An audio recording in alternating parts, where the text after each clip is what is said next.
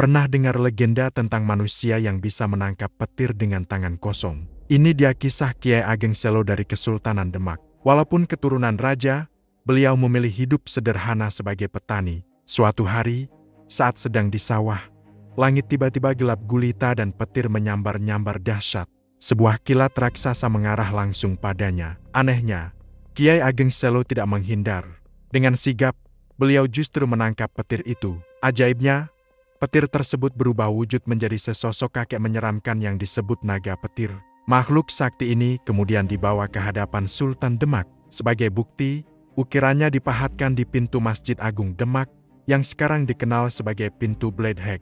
Itulah kenapa sampai sekarang banyak orang Jawa yang bilang, "Aku cucunya Kiai Ageng Selo saat ada guntur, berharap dilindungi dari bahaya petir." Keren banget kan ceritanya? Jangan lupa subscribe ya untuk kisah-kisah legendaris lainnya.